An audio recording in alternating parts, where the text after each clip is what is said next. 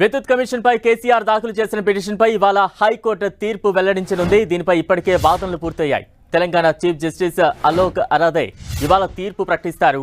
ప్రభుత్వం తరపున advocate general Sudarshan Reddy వాదనలు వినిపించారు. Supreme court senior council Aditya KCR తరపున వాదనలు వినిపించారు. విద్యుత్ కమిషన్ పై స్టే ఇవ్వాలని కోరిన కేసీఆర్ తరపు లాయర్లు న్యాయస్థానాన్ని కోరారు.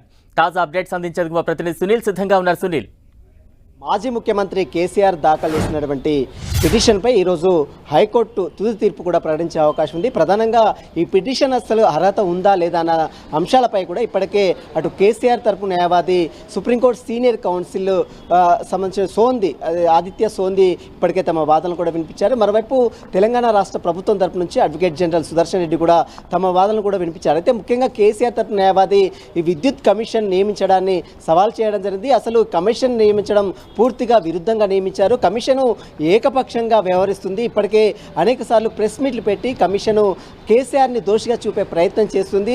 విద్యుత్ కొనుగోలు విషయంలో పారదర్శకంగా జరిగింది, ఎక్కడ కూడా అవినీతి జరగలేదంటూ కూడా కేసీఆర్ తరపు న్యాయవాది supreme court senior council Aditya Sondhi తమ వాదనలు కూడా వినిపించారు. అయితే మరోవైపు తెలంగాణ రాష్ట్ర ప్రభుత్వం అడ్వకేట్ జనరల్ సుదర్శన్ రెడ్డి విద్యుత్ కొనుగోలు విషయంలో భారీ అక్రమాలు జరిగాయి.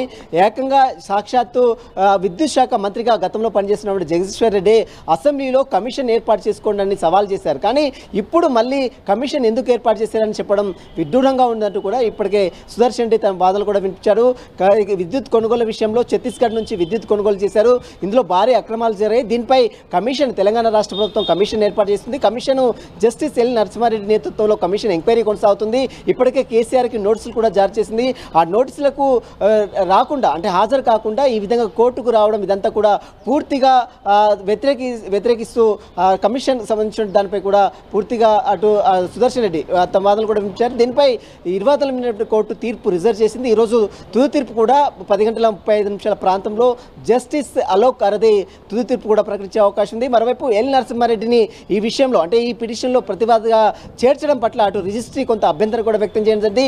మరి దీనికి సంబంధించిన దానిపై కూడా కోర్టు ఎలాంటి తీర్పు ప్రకటిస్తుందని మాత్రం 10:35 ప్రాంతంలో తుది తీర్పు కూడా ప్రకటించే అవకాశం ఉంది. కేసీఆర్కి అనుకూలంగా తీర్పిస్తుందా లేదా ప్రభుత్వానికి అనుకూలంగా జస్టిస్ ఎల్ కమిషన్ అంటే నరసింహారెడ్డి కమిషన్కి అనుకూలంగా తీర్పిస్తుందని మాత్రం మరి కాసేపులోనే ఒక పూర్తి క్లారిటీ కూడా వచ్చే అవకాశం ఉంది.